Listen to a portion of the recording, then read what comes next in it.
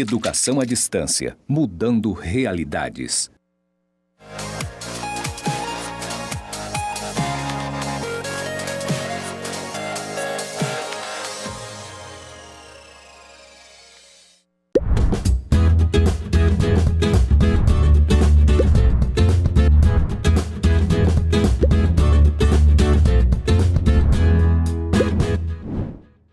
Olá, turma, sejam todos bem-vindos à nossa última aula da disciplina de elaboração e gestão de projetos.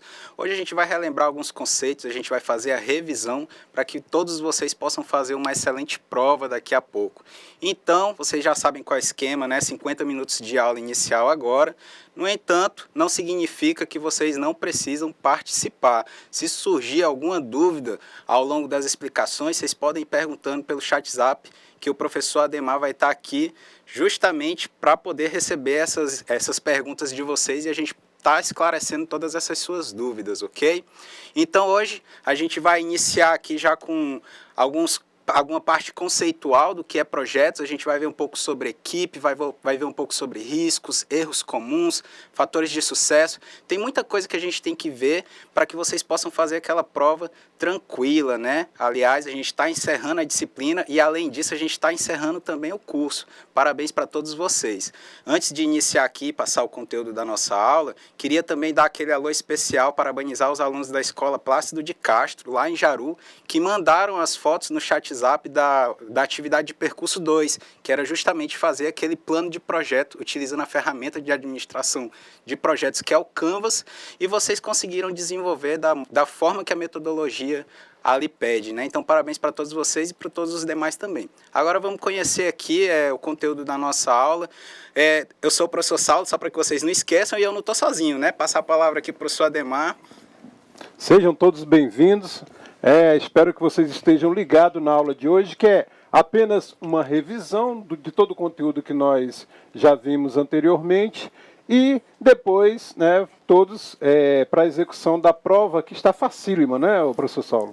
Perfeito, o professor Ademar resolveu em 15 minutos a prova, né? E aí vocês eu acho que vão resolver em 10, porque eu tenho certeza que está todo mundo preparado. Agora, bora conhecer aqui o que a gente vai ver na nossa teleaula de hoje.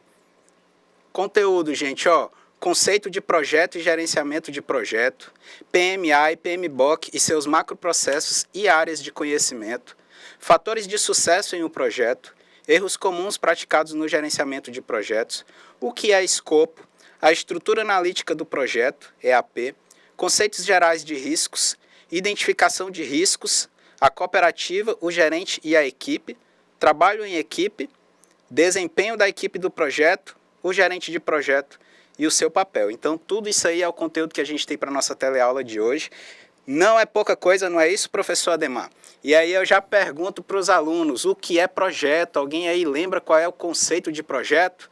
Bora dar uma revisada, gente? Pega aí papel, caneta, bora anotar esse conceito aí, ó. Pode ser que a gente utilize ele na prova, não é isso? Olha uma dica importante do professor Saulo aí. Hoje eu estou animado, professor Ademar. Está animado? Vamos lá. Hoje eu estou animado, né? Então, bora ver aqui qual é o nosso conceito, tá, gente? Ó, é um esforço temporário empreendido para criar um produto, serviço ou resultado exclusivo. Então, o que a gente tem em destaque aí, ó? A palavra temporário, as palavras temporário e exclusivo, né? Ou seja, é algo que tem início, meio e fim para um objetivo único. Tá bom, gente? Isso aí é o conceito de projeto. Um outro conceito que a gente utiliza bastante, ó. Projeto é um empreendimento não repetitivo, composto por uma sequência de eventos com início e término, conduzido por pessoas para obter um novo produto, serviço ou resultado, que deve obedecer a um orçamento aprovado, ou seja, ele tem um custo para ser executado, ser concluído em prazo especificado, além disso eu tenho um cronograma a cumprir, tá? Utilizar pessoas ou materiais, eu sempre tenho recursos disponíveis no meu projeto, tá? E por último, está em conformidade com as especificações, que aí é o escopo e a qualidade, ou seja, aquelas atividades que eu planejei. Dentro dessas atividades eu tenho objetivos e entregas a seguir e a qualidade esperada, que é aquilo que a pessoa me pediu para fazer, certo? Meu projeto, meu objetivo maior. Então eu vou ter sempre aí, ó, projeto aqui no centro, eu vou ter custos, recursos, tempo, escopo, qualidade. Lembrando que esses recursos pode ser pessoal, tá? Material e também aí da própria cooperativa, como espaço físico, por aí vai, tá? Tudo que eu preciso, tecnologias, tudo que eu preciso para poder desenvolver as atividades do meu projeto, ok? Espero que o pessoal tenha anotado essa dica aí, né? A gente vai relembrar um pouco de história agora, tá, gente? Vamos voltar ali na história sobre gerenciamento de projetos, ok? Ó, a gerência de projetos surgiu como uma disciplina nos Estados Unidos. Muita coisa surgiu nos Estados Unidos, não foi, professor? Estados Unidos é precursor aí de grandes tecnologias, ferramentas, inclusive, não só do gerenciamento de projeto, mas da tecnologia da informação, da administração. Enfim, é um país que está bem à frente às pesquisas, não é isso? Então, não é diferente na disciplina de gerenciamento de projetos. Surgiu como uma disciplina lá nos Estados Unidos. O seu percursor foi Henry Gantt, especialista em técnicas de planejamento e controle, que utilizou o gráfico de barra como uma ferramenta de gerência do projeto, associado às teorias da administração científica de Frederick Taylor. Aí já é bem específico da área da administração, né? Que a gente tem aí até a teoria do Taylorismo, não é isso, professor?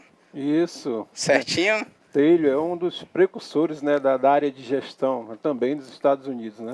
Isso. Gantt deixou um grande legado também, que ele ganhou até... tem um gráfico que foi batizado com o nome de Gantt, não é isso, professor? Se eu não estou equivocado com a informação, mas se eu não me engano foi isso.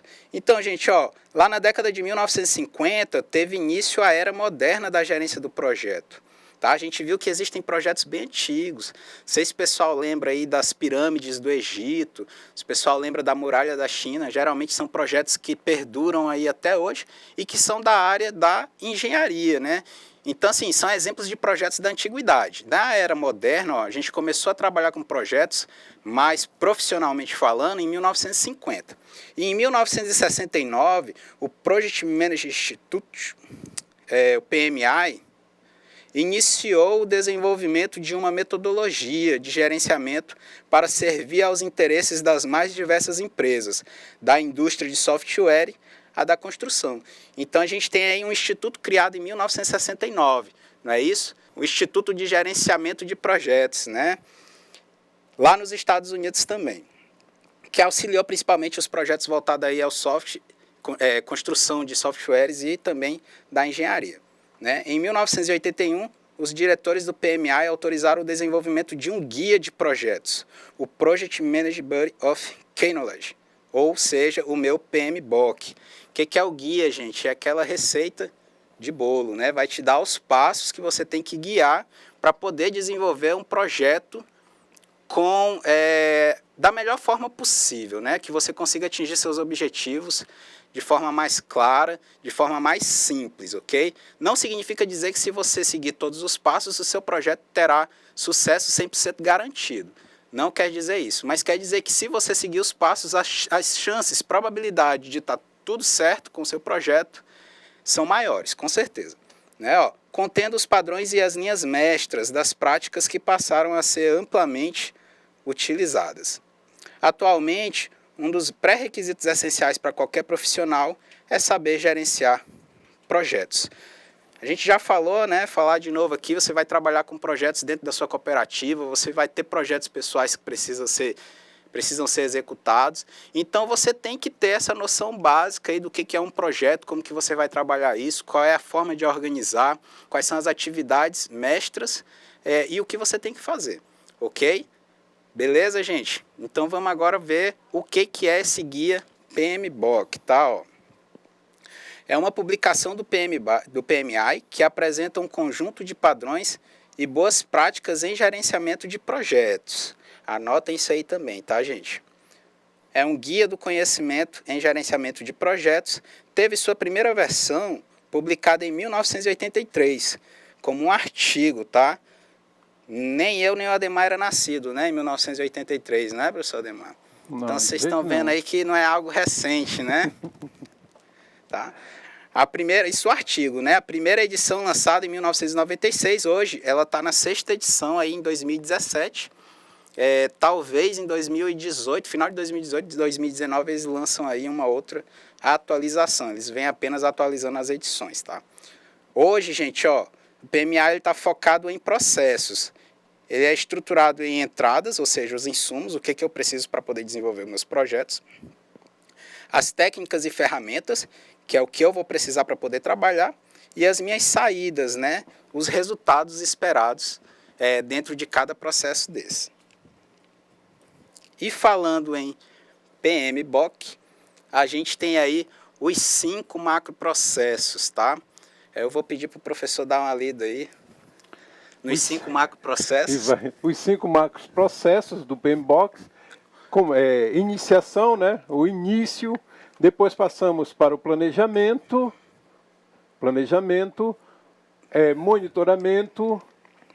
monitoramento, execução, né? Posteriormente monitoramento, e aí por fim nós chegamos ao encerramento dos 5 macroprocessos do PMBOK. Perfeito, coloquei o professor Ademar no fogo aí, porque ele quase não conseguiu ler, né? Tá ruim aqui o slide, né, professor? Desculpa aí. Mas perfeito, é isso aí, tá, gente? A gente tem essas 5 atividades principais aí, ó, que a gente chama de 5 macroprocessos. Iniciação, ou seja, concepção da ideia. Planejamento, a gente vai começar a trabalhar o que a gente pode fazer em relação àquela ideia para que aquilo se torne algo concreto. Depois que a gente planeja todas essas atividades, os nossos objetivos, a gente vai partir para a ação, ou seja, vai começar a executar. No momento da execução, aí é onde a maioria das pessoas falham, tá? Que é no monitoramento e controle. Geralmente as pessoas fazem o planejamento correto, aí deixam a mercê lá na hora da execução. Fica cada um por si, Deus por todos, não se tem um monitoramento correto, que é aquele cuidar, você ficar olhando, você ficar acompanhando todas as atividades. E o controle, não sei se vocês lembram, mas é o que? São as ações para que a gente corrija tudo que der errado. Ou então ações para que a gente possa ganhar mais tempo, ganhar um desconto maior numa aquisição, enfim. Esse é o controle. Por fim, a gente tem o encerramento. É interessante, porque podemos exemplificar como um treinador que coloca o time de futebol em campo. Isso, perfeito. Antes de colocar o time, ele inicia, né, com a pré-eleção. Então ele vai falar para os seus jogadores tudo que deve ser feito em campo, dentro do planejamento. Quando entra em campo, há uma execução daquilo que foi planejado, ou seja, jogar bem, tocar a bola, fazer o gol, que é o objetivo do jogo. Não adianta nada o treinador abandonar o time ali depois que ele coloca em campo. Ou seja, os jogadores vão perder o quê? O monitoramento do treinador, o controle sobre os jogadores, e o que vai acontecer? Possivelmente o time vai perder, né, Saulo? Verdade, então professor. O treinador tem que fazer esse acompanhamento, esse monitoramento e esse controle, né? Durante Perfeito. a partida de futebol. Perfeito. Perfeito? Adorei aí o exemplo do futebol, né? Futebol está em alta e é realmente isso. Eu confesso que eu não sou muito bom de futebol, mas se você não tiver o monitoramento do time, você não consegue ali realizar alguns ajustes, não é isso? Isso. Algumas coisas aí você vai perder, e se perder, você acaba falhando no seu projeto, não é isso, gente? Então, muito cuidado com isso.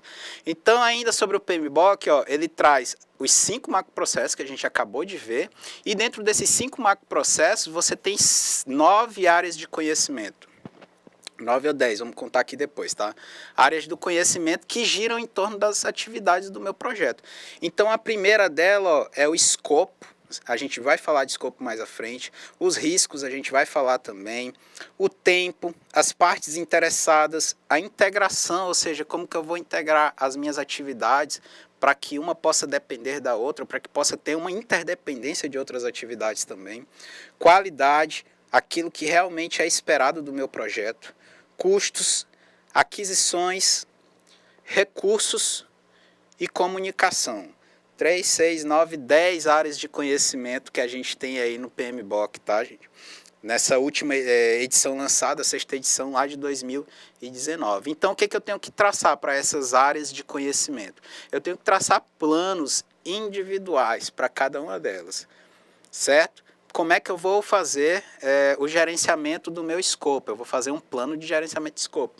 Como é que eu vou tratar os riscos? Eu vou fazer um plano de gerenciamento de riscos. Como é que eu vou conseguir cumprir o cronograma do meu projeto? Vou traçar um plano de tempo lá, ou seja, uma gestão do tempo do meu projeto, aí também listando as atividades em um cronograma, ok? Como que eu vou me comunicar com as partes interessadas? A minha equipe, vou traçar um plano de comunicação. Resumindo, você vai ter que traçar planos, você vai ter que fazer aí um planejamento para todas essas 10 áreas do conhecimento, tá? Aquele projeto que você não consegue traçar o plano ali para o escopo, riscos, tempo, comunicação e qualidade, gente, vocês vão ter muita dificuldade para poder estar chegando até o final com sucesso dentro desses projetos. Então, você tem que ter aí, no mínimo, esses planejamentos, tá, dessas áreas de conhecimento, para que vocês possam conseguir desenvolver lá o nosso projeto, ok? E aí a gente tem que lembrar sempre, né, aquela questão do monitoramento e controle que a gente falou. O professor deu o exemplo aqui da partida de futebol. Então você tem que lembrar sempre que o quê? Que o nosso projeto é uma elaboração progressiva, né? O que é isso, gente? Você está em constante planejamento. Olha só, devido ao potencial de mudança, o plano de gerenciamento de projeto é iterativo e passa por uma elaboração progressiva no decorrer do ciclo de vida do projeto. A elaboração progressiva envolve melhoria contínua e detalhamento de um plano conforme informações mais detalhadas e específicas e estimativas mais exatas tornam-se disponíveis, tá? Questão lá do exemplo do professor Ademar, não é isso? Você coloca o time para jogar. No momento da execução, ou seja, quando o juiz apita lá o início do jogo, muita coisa pode acontecer. E aí você viu que a sua formação técnica, lá o 4-4-2 não é suficiente, aí você vai mudar do 4-4-2 para alguma outra formação.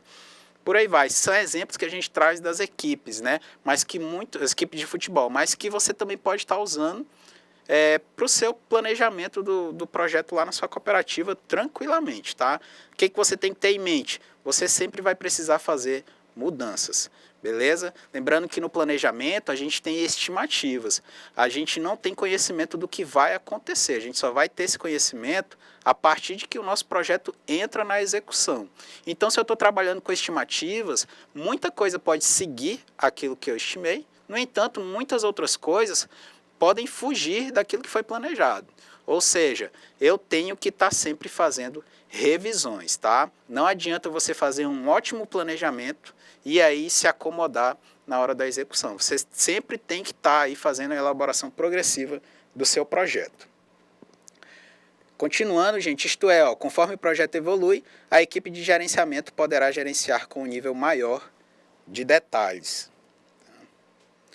Fatores de sucesso em um projeto, né, gente? Olha só, o que se eu seguir, né, eu tenho mais chances de poder ter sucesso no meu projeto.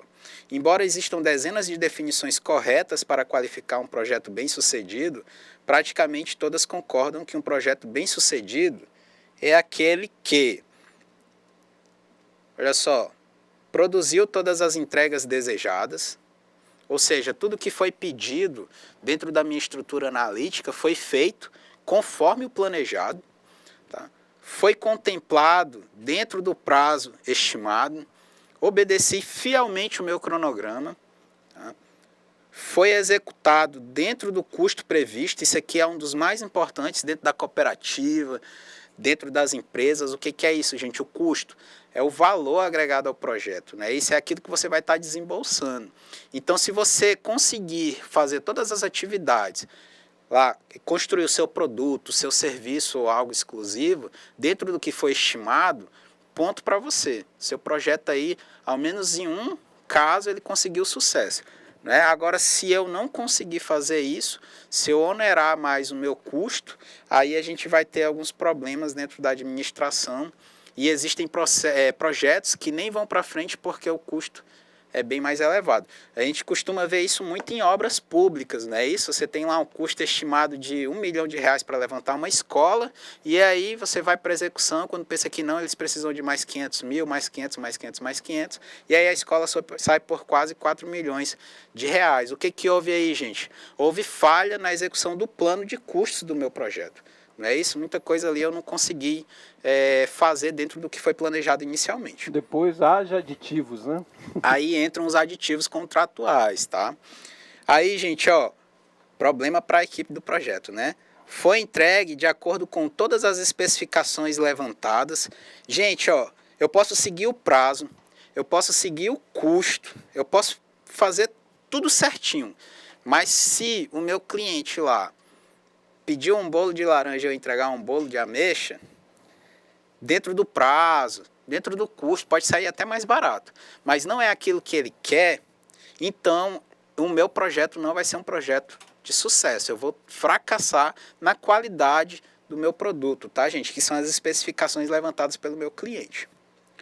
Alcançou todas as suas metas, objetivos e propósitos, atingiu todas as expectativas das partes interessadas. Se saiu todo mundo feliz, com certeza o meu projeto teve um grande sucesso dentro da minha cooperativa. Isso aqui é interessante, gente, um olhar para o passado, tá? Embora o aprendizado das melhores práticas em muito facilite o entendimento da ciência de gerenciamento de projetos, olhar para o passado e resgatar experiências mal sucedidas também pode ser muito importante para o planejamento dos futuros projetos. Tá? Então, ou seja, quando eu vou planejar algo novo, eu tenho que ver se alguém já fez algo parecido. E se já tiverem feito, o que deu certo dentro desse projeto? Não é isso? Quais foram as atividades que eles conseguiram executar dentro do cronograma previsto, dentro do custo necessário. Então eu vou fazer o quê? Eu vou olhar. Esse olhar, gente, pode ser dentro da própria cooperativa. Eu posso criar um registro dentro da minha cooperativa de projetos e lá dentro vou relatar todas as minhas experiências vividas na execução de cada projeto dentro da minha cooperativa, como também posso verificar em outras cooperativas, em empresas, posso fazer até pesquisas na internet. O que você precisa fazer? Você precisa ter uma base, então você vai olhar para o passado, ok? No entanto, não esquecer que olhar para o passado não significa viver no passado. Não é porque deu certo com o projeto que vai dar certo com todos os outros projetos, tá? Então você tem que ajustar tudo isso dentro das suas atividades diárias lá na sua cooperativa para que o seu projeto possa ser bem sucedido. Além disso, a gente tem os fatores de sucesso e também tem os fatores o quê? De fracasso em um projeto. Não é isso? Muitos deles acabam não chegando ao final e aí a gente considera que esses projetos não foram bem sucedidos. Foram projetos fracassados, tá? Então, bora conhecer aqui, gente, quais são os erros mais comuns que a gente tem em projetos. Primeiro erro, não entendimento do alinhamento do projeto com a organização. A falta de gerenciamento das expectativas das partes interessadas em relação ao projeto. Ou seja, gente, expectativas das partes interessadas. Lá no meu plano de comunicação, eu tenho que prever sempre como que eu vou estar informando o progresso do meu projeto para as pessoas que estão financiando, principalmente, né, que estão bancando os custos, que é lá os meus cooperados, ou que seja a direção máxima da minha empresa. Eles têm que estar por dentro de todos os passos importantes que eu dou dentro do meu projeto. Se eles ficarem de fora, eles não vão se sentir integrados, e se eles não se sentirem integrados, a expectativa deles em relação àquele projeto vai diminuir bastante. E aí você não vai ter o apoio necessário, às vezes, que você precisa para cuidar de pontos críticos no seu projeto. Né? Você quer mudar a sua equipe, você quer contratar mais uma pessoa, se você não tem o apoio da alta direção, você não vai conseguir fazer essas alterações da forma mais esperada possível ali, como um gerente de projeto realmente tem que agir de forma proativa, né? Porque você vai estar sempre dependendo da alta administração da sua empresa ou dos cooperados dentro da nossa cooperativa. Então você tem que prever sempre, você vai fazer um plano de comunicação, dentro desse plano de comunicação, como que eu vou estar tratando essa parte das expectativas das partes interessadas. Aí entra o pessoal que está patrocinando, entra a minha equipe, enfim, entra todo mundo que tem interesse nos objetivos desse projeto, tá bom? Falta de acordo das partes interessadas em relação aos fatores de sucesso do projeto, isso aí a gente acabou de falar também, né? Falta de um cronograma realista em que fatores como quantidade de trabalho, dependências obrigatórias, estimativa de custos e nivelamento de recursos tenham sido previstos. Ou seja, eu tenho que ter um cronograma condizente ali com a minha realidade, não é isso? O professor deu um exemplo da partida de futebol, vai lá que a gente planejou fazer 5 gols em 5 minutos, 1 minuto por gol, hein? É um cronograma que a gente consegue cumprir facilmente em uma partida de futebol? É muito difícil, né? Por mais que você esteja ali com um adversário bem tranquilo, né? Aquele adversário fácil. No entanto, é algo que vai exigir muito mais de 5 minutos para que você possa fazer isso. E às vezes você tem lá o tempo todo de uma partida de futebol e você não consegue fazer nenhum gol. Imagina fazer 5 gols em 5 minutos de jogo, né? Então você tem que fazer o quê? O que é que eu quero chegar com essa minha explicação? Você tem que ser coerente, tá? Se você vai fazer aquisição de 30 veículos, é totalmente diferente você fazer aquisição de um veículo. Então você vai prever o quê? Qual é o prazo que eu preciso? Qual é o custo? Como que eu posso estar negociando com os fornecedores? Né? Então você tem que ter esses cuidados aí. Enfim, beleza? Falta de definição e comunicação sobre as responsabilidades da equipe do projeto. Isso aí é muito comum também, erros. As pessoas acabam fazendo as atividades por fazer. Elas não sabem por que estão fazendo aquelas atividades e a importância delas dentro do projeto. Tá? Todo mundo tem sua importância. Falta de aceitação formal do cronograma do projeto. Isso aí você tem que negociar com patrocinadores, tem que negociar com fornecedores. Não adianta você colocar lá uma data e não negociar com as outras partes interessadas. Tá? Bastante erro aí. Ó. Falta de identificação preliminar de riscos para o projeto. Tem gente que nem prevê os riscos. Tem gente que é tão confiado no que pode acontecer, né, no sucesso profissional, que acaba nem planejando os riscos que a gente tem no projeto. E isso é um dos erros mais comuns, tá, gente? E é o que vai te levar direto para o fracasso. Falta de recursos humanos capacitados e disponíveis para trabalhar no projeto. Dentre eles, por incrível que pareça, está lá o gerente do projeto. Existem corporações, pode ser cooperativa, pode ser empresa, institutos, enfim, que acaba tendo um pouco de indicações, porque a pessoa é um ótimo técnico, no entanto, o ótimo técnico nem sempre é um ótimo gerente. Às vezes a pessoa é um indicado político, às vezes ela não tem conhecimento, não domina, nem é da equipe daquela cooperativa e acaba tendo que ser gerente de projeto lá. Então são erros comuns, tá? Que podem levar o meu projeto ao fracasso. Falta de definição de requerimentos e escopo do projeto. Ou seja, se eu não definir quais são as atividades, eu não vou conseguir nem sair do meu planejamento. Inadequação do gerenciamento e liderança da equipe do projeto. Isso aí a gente acabou de falar no exemplo anterior. Não é isso? Aí a gente vai entrar no que é escopo. Vocês lembram o que é escopo, gente? Bora ver se o pessoal lembra aí. Gente, ó.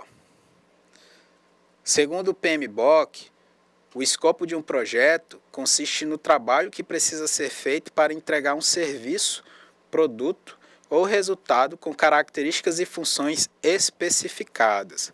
Anotem isso aí também. Pode ser útil, não é isso, professor? Pode. Eu estou dando várias dicas hoje para o pessoal. Né? Assim, é no escopo que se define claramente o que está e o que não está incluído no projeto, tá? Em outras palavras, gente, escopo são o quê? As atividades que eu tenho que seguir. Dentro dessas atividades, eu tenho que prever os meus objetivos e as entregas para cada uma delas. E eu tenho que seguir essas atividades numa sequência, tá? Seja ela aquisições, seja ela realizar contratos, contratar pessoa nova para minha equipe, eu tenho que prever tudo o que é necessário no escopo do meu projeto. Além disso, eu tenho que ter uma noção daquilo que eu não preciso, mas eu não vou jogar fora. Tá? Pode ser que eu não precise nesse momento, mas lá quando for na execução do nosso projeto, mais à frente, eu acabe precisando daquilo e aí eu vou ter ali à disposição porque eu já levantei quais são aquelas atividades necessárias. Tá? Vamos voltar aqui para o exemplo, pode ser que não ficou bem claro, o exemplo do professor Ademar do futebol, não é isso? Então lá, ó, eu vou jogar com 4 zagueiros lá atrás. No entanto, ali, ó, eu vou prever um 5º zagueiro, mas eu não quero utilizar esse zagueiro. Eu não vou utilizar, não está no meu planejamento, mas eu vou ter esse 5º zagueiro lá no banco, porque pode ser que mais lá na frente a gente precise disso aí para poder sobreviver, não é isso? Nosso projeto dá certo. Então, gente, ó, em outras palavras, o que é o escopo? É a parte do planejamento que envolve determinar e documentar uma lista de objetivos específicos, entregas, tarefas, custos e prazos. Ele é elaborado para explicar os limites de um projeto, estabelecer responsabilidades de cada membro da equipe e apontar os procedimentos tanto para a realização quanto para a verificação e aprovação do trabalho. Tudo isso que eu falei, tá? Atividades que você tem que desenvolver. Dentro dessas atividades, você vai listar os objetivos dela e as entregas, tá? O que são as entregas? O resultado dessas atividades, beleza? Atividade de contratações. Quais são os resultados dela? A entrega. Um contrato celebrado entre você e o seu fornecedor, tá bom? Atividade de gerenciamento de riscos. Qual é a entrega? O plano de gerenciamento de risco que você vai ter que tratar dentro do seu projeto.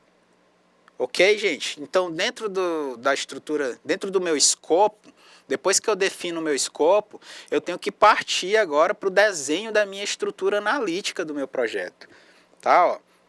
Definido o escopo, passamos então para o desenho da estrutura analítica. Essa estrutura pode ser apresentada na forma gráfica ou identada e define as entregas do projeto e a decomposição em pacotes de trabalho, tá?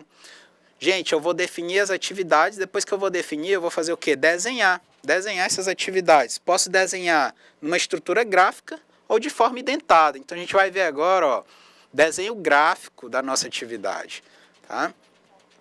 Projeto viagem aqui na tela, ó, tá? Quais são as atividades que eu tenho que passar a executar, ó? Definição do roteiro da viagem, aquisição de passagens, reserva de hospedagens. Dentro disso, ó, eu preciso seguir alguns objetivos. Ó. Estabelecer as datas aqui dentro do roteiro da viagem. Aqui dentro da aquisição de passagem, ó, escolha do meio de transporte, da companhia. E aqui a minha entrega, ó, gente. Ó, objetivos de entrega, aquisições dos bilhetes, não é isso? Além disso, eu tenho a escolha da localidade, lá em reserva de hospedagem, tá? Escolha do hotel e efetuar a reserva, lá o meu resultado, tá ok? Posso apresentar dessa outra forma aqui, isso aqui já é de uma forma mais identada, tá? No entanto, em relação à estrutura analítica do projeto, o que eu posso dizer para vocês? Isso aqui que está na tela aí para vocês, gente, é a mesma coisa daquela figura gráfica. No entanto, o que a gente pode ver em relação uma com a outra? Tá? A outra é de mais fácil identificação. Como é que eu posso dizer assim? Você consegue se localizar de forma mais fácil dentro da outra estrutura analítica. Então, você vai utilizar a EAP para poder estar negociando alguma coisa com pessoas da sua equipe, partes interessadas, pessoas de fora. Você utilize uma estrutura analítica em forma de gráfico. Ela é bem melhor apresentada, ela é de fácil compreensão, tá? Parabéns a todos os alunos, onde eles fizeram o plano, né, para a cooperativa deles lá, professor Saulo, tá? Isso, você podia elaborar tanto o plano para a cooperativa, como também você podia elaborar a sua festa de formatura, não é isso? Última disciplina, elaboração e gestão de projetos. Vocês agora vão ter só que concluir o ensino médio para poder ser certificado aqui com o curso técnico do Instituto Federal. E aí, ó, você vai fazer o quê? Quando a gente... Uma das coisas que eu acho importante, né? Você tem que sempre comemorar as suas conquistas. Então, se a gente está traçando esse plano, né, por mais que seja uma atividade de percurso em uma disciplina, tentem executá-los. E aí passem para a gente lá no chat Zap como que foi essa execução. Então, você chegou lá no final do ano, conseguiu aprovação em todas as disciplinas, conseguiu aprovação em todas as disciplinas do cooperativismo também, manda aquela fotinha da comemoração, que é a execução do seu projeto, a sua atividade de percurso 2. Então, parabéns para quem se propôs aí a fazer e parabéns para quem fez da forma correta, aí, seguindo os passos do PMBOK e tudo aquilo que a gente pôde trazer para vocês dentro dessas nossas 4 aulas, 5 aulas que a gente teve até agora, né? Então, a gente já viu bastante coisa em relação, a gente viu conceito, viu um pouco de história, a gente viu estrutura analítica, escopo. Agora a gente vai ver a questão de riscos em um projeto, né? Então, conceito primeiro, tá? Do que é risco, ó.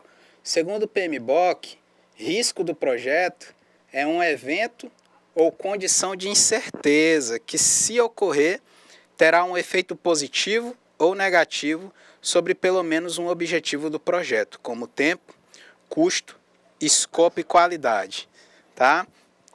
É importante saber que um risco pode ter uma ou mais causas que podem gerar um ou mais impactos. Então, o que a gente tem que anotar aí, gente, ó, sobre riscos? Primeiro que é um evento. E é um evento de quê? De incerteza, não é isso?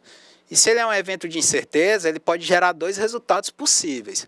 Ou seja, o efeito positivo, ou seja, o nosso efeito negativo. Quando a gente fala em risco, a primeira coisa que vem na cabeça é algo de errado que vai acontecer. No entanto, a gente pode ter riscos que a gente pode acabar ganhando alguma coisa dentro do nosso projeto, né? O professor já deu o exemplo aqui da partida de futebol. Um risco, gente, ó, quando você define uma equipe para poder entrar em campo, você fazer alterações nessa equipe pode ser um risco, né? Por quê? Porque aquele jogador talvez não tenha treinado o suficiente, porque já tem ali em campo 15 minutos de bola rolando, por exemplo, você já tem ali uma afinidade maior entre os jogadores. E aí você fazer uma troca pode ser um risco, né? Você pode desorganizar aquela equipe, no entanto, você também pode acabar organizando. Então pode ser um risco positivo. Vai que aquela pessoa que acabou de entrar em campo, consegue pegar uma bola e fazer o gol, né? Qual é o objetivo da nossa partida, professor Ademar? É ganhar, não é isso? Então, para a gente ganhar, a gente tem que fazer o gol. Então, você tem que assumir esses riscos, lembrando que podem ser positivos e negativos. Os riscos de maior impacto que a gente tem, e é aquele que a gente traça os planos de risco do nosso projeto, são os riscos negativos. Não é isso? Porque aquilo que vem positivo, bônus para a gente. Mas aquilo que vem para atrapalhar, para dificultar, ou simplesmente para fazer com que o meu projeto seja fracassado, esses aí a gente tem que traçar ações para que a gente possa minimizar, exterminar, jogar para longe tudo isso que pode acontecer de ruim dentro do nosso projeto, tá? Então, sobre riscos ainda, gente, ó, onde que a gente deve atuar em relação aos riscos no nosso projeto, tá? Nós temos esse cenário aí possível, tá? Então, a gente tem aqui, ó, um ambiente em que a gente não tem informação nenhuma, tá? Que é a minha total incerteza. Aqui, meu amigo, ó, a gente não tem como agir, a gente não tem como traçar nada, porque a gente não conhece de nada. A gente tem aqui o outro cenário lá na extremidade da direita, ó, informação completa, total certeza. Se eu tenho total certeza, é só executar aquilo que eu planejei, né? Tenho todo o domínio, tenho toda certeza do que vai acontecer, então eu não preciso traçar nenhum plano para isso. E aqui, ó, quando eu tenho informação parcial aqui nesse cenário do meio, aí aqui, ó, é que eu vou estar traçando o meu plano de riscos, tá? Quando eu tenho incerteza geral ou quando eu tenho incerteza específica, tá? E aí, ó, é que eu vou estar trabalhando o escopo do gerenciamento do meu risco. Aí eu vou ter que traçar, tentar levantar dentro de todos os cenários possíveis e impossíveis, o que pode dar de errado dentro do meu projeto e o que pode dar de certo. E traçar tarefas com objetivos específicos para poder tentar, ao máximo possível, minimizar os impactos desse risco dentro do meu projeto. Tá bom? Então, sobre os riscos, ó, eles possuem dois componentes, causa e efeito. Certo? Então, o que é a causa? Ó, possui uma probabilidade, é a chance e a oportunidade de algo ocorrer. O efeito possui um impacto, é um prejuízo caso o evento ocorra, tá? Então, quando a gente fala em gerenciamento de riscos, ó, para a gente poder tratar isso, a gente tem que ter em mente sempre que a gente vai ter, ó, uma probabilidade versus um impacto. Aí eu tenho que definir o que eu vou fazer com esse risco. Se probabilidade for alta, impacto for alto, aí eu tenho que traçar ações com resultados eficazes para que eu possa estar tratando esse risco. Tá? Existem riscos que a gente consegue até não sofrer, né? Você consegue até desviar desse risco, digamos assim. Professor, a partir do momento em que você tem mais informações, quanto mais informações você vai ter a respeito do teu projeto, você vai correr menos riscos. Então, o importante é você ter essas informações em mãos, procurar essas informações, né? Porque se você for uma pessoa que está gerenciando um projeto e que não busca essas informações, quando você parte para a linha de risco, né, a tendência é que esse efeito seja negativo. Então, quanto mais informações você tiver, você vai calcular os riscos que você vai correr, o efeito será minimizado. Com certeza minimizado, e você terá um efeito positivo. Perfeito, é isso aí. Você consegue contornar situações fazendo um plano de gerenciamento de riscos, tá? E aí os riscos você tem que ter em mente que ou você aceita conviver com esse risco, ou você transfere esse risco para outra pessoa, ou você simplesmente vai traçar ações para poder tratar esse risco, para que o impacto dele seja o mínimo possível, né? E eu consiga ali, dentro de todos os cenários possíveis, alcançar o objetivo maior do meu projeto. Só para complementar, professor Saulo, os riscos sempre existirão, né? Então, se eles existem, eu tenho que calcular esses riscos, né? Então, o bom empreendedor é aquele que calcula os riscos, né? Todos os riscos. Para ter esse efeito, a procura do efeito positivo, que é o mais interessante, né, para todos. Sim, verdade. O empreendedor, ele tem que estar sempre atento aí, né, professor? Vai aceitar cartão, não vai aceitar cartão, quais são os riscos de aceitar o cartão, qual é a taxa do banco, qual é o melhor banco que eu vou poder estar trabalhando. Então aí, ó, você tem várias incertezas, não é isso? Tudo são perguntas que nos levam a quê? A várias incertezas. E aí o que eu tenho que fazer enquanto gerente de projeto? Não precisa ser só o gerente de projeto não, tá, gente? Se for designada essa atividade para mim, eu tenho que fazer o quê? Eu tenho que buscar conhecimento, eu tenho que ir atrás, como o professor disse, né, de toda a base necessária para que eu possa conhecer de forma mais afinada e eu possa ali traçar estratégias para contornar todos esses riscos aí do nosso projeto, tá? E em relação ao gerenciamento de riscos, a gente tem aqui algumas atividades a seguir, tá? Ó, quais são elas? A primeira, ó, planejar o gerenciamento de riscos. Eu tenho que fazer um plano para iniciar o plano, tá, gente? Ó, depois eu tenho que identificar os riscos, realizar a análise qualitativa dos riscos, realizar a análise quantitativa dos riscos, planejar as respostas aos riscos e aí, ó, como partir para a execução lá do meu gerenciamento de risco, eu tenho que sempre estar monitorando e controlando. Então, eu tenho que identificar, realizar as duas análises possíveis, que é a análise qualitativa e a análise quantitativa, ou seja, quantas vezes esse risco pode ocorrer ao longo do meu projeto, e a qualitativa é qual é o impacto que ele pode ter ao longo do meu projeto também, tá? Aí eu vou planejar as respostas, quais são as ações que eu vou tomar para que eu possa me livrar desse risco, ou para que esse impacto seja aí, positivo, ou que ele seja o mínimo possível dentro do meu projeto. E cuidar sempre, né? Tá sempre olhando, realizando ações para que eu possa estar ali contornando todas essas situações de risco, que é o monitoramento e controle dentro do gerenciamento de riscos do meu projeto, tá bom, gente? Anotem isso aí também.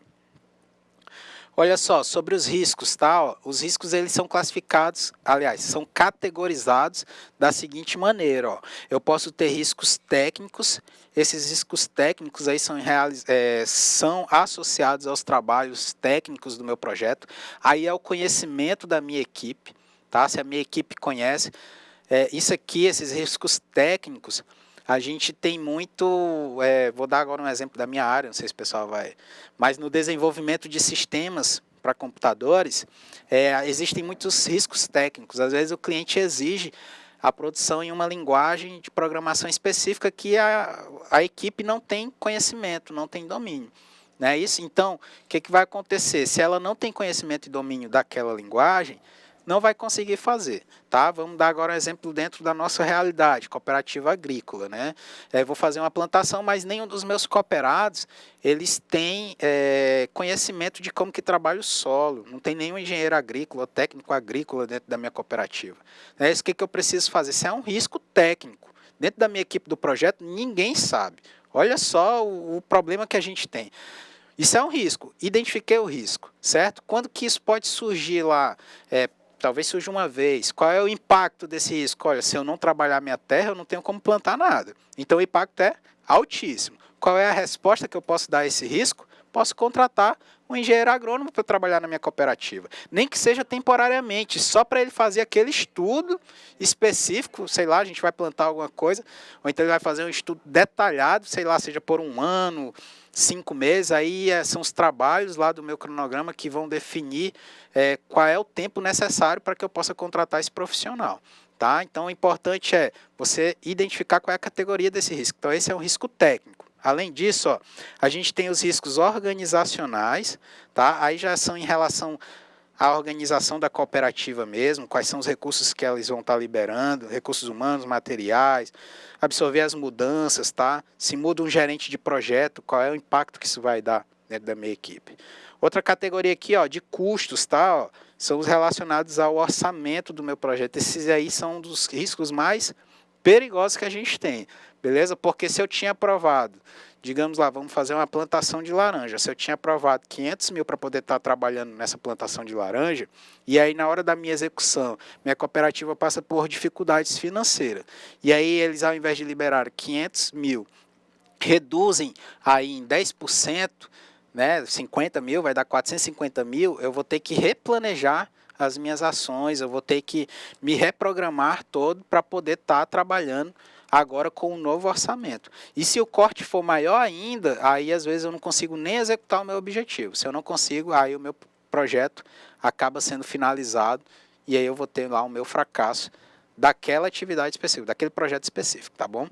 Aqui, ó, eu tenho também o risco de cronograma, ou seja, não foi executado no prazo previsto, tá?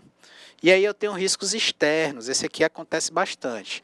Tá? Pode ser uma legislação que mude do governo, o governo edita novas regras para as cooperativas, minha cooperativa participa de bastante licitação, o governo iguala as cooperativas com as empresas, né, de grande porte, quais são os impactos que isso vai trazer. São riscos externos, você não tem como gerenciar, mas você tem como tratar. Você não tem como mudar, mas você tem como gerenciar o impacto desses riscos dentro do seu projeto, tá? E aí, gente, depois que você faz um mapeamento, você tem que colocar nessa matriz de impacto aí, ó, se ele vai ser um risco de crítico, não é isso, ó? Que aí é tudo isso aqui que está em vermelho, tá? Esses riscos aqui, ó, nessa parte rosa, são riscos moderados, ou seja, existe um impacto até um pouco alto. Esses laranjados aqui, ó, são riscos, essa parte rosa são riscos altos, vermelho, riscos críticos, laranjado são riscos moderados, risco baixo é o que está em amarelo e tudo que está em verde aqui, ó, são riscos nulos, riscos que eu tenho que monitorar, mas posso ficar tranquilo que provavelmente não vão ter impacto dentro das nossas atividades do projeto, tá bom?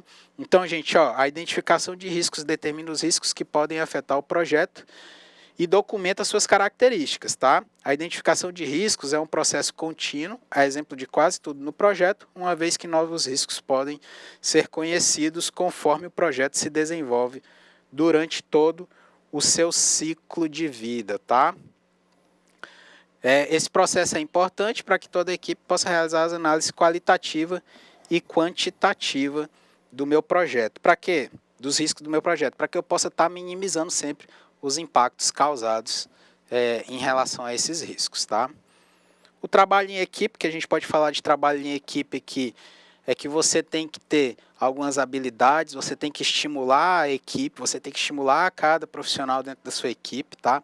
Para que você possa trazer ele para o time, que todo mundo possa trabalhar de uma forma que todos tenham os seus objetivos alinhados com os objetivos do meu projeto e que a gente consiga executar todas as tarefas sem ter problema algum.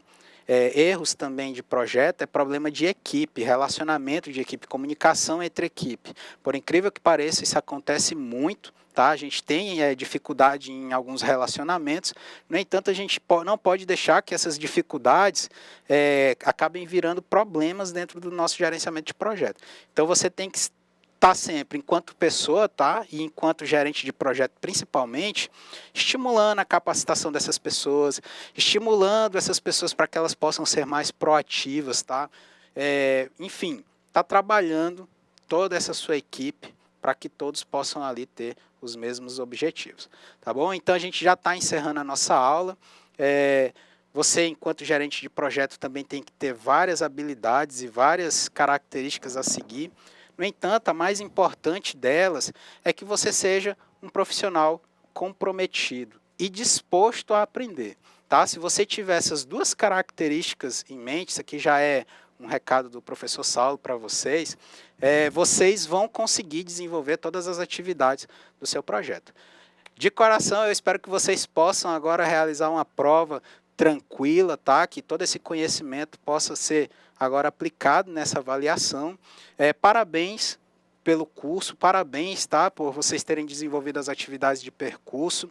E a gente aqui, enquanto professor, aguarda vocês, quando vocês estiverem fazendo alguma visita, é só vir aqui no Instituto Federal, que a gente está aqui para recebê-los de portas abertas, tá, gente? Eu vou me despedindo por aqui, no entanto, vou passar agora a palavra para o professor Ademar, para que ele também possa dar aí o seu tchau, né? Ok, professor Saulo, um abraço a todos, né? Espero que vocês tenham compreendido as nossas aulas e lembrar que a prova está aí para vocês fazerem, uma prova extremamente fácil, porque eu quero desejar nesse momento, professor Saulo, uma boa sorte a todos aqueles que estudaram e prestaram atenção. Sorte tem quem estuda, professor. Verdade, professor. É por isso que eu digo, enquanto profissional, enquanto pessoa, enquanto aluno, comprometimento e disposição para aprender. Essa é a palavra certa, as palavras certas para o sucesso, tá? Então a gente não vai mais falar nada não. Tchau, boa prova para todo mundo, valeu.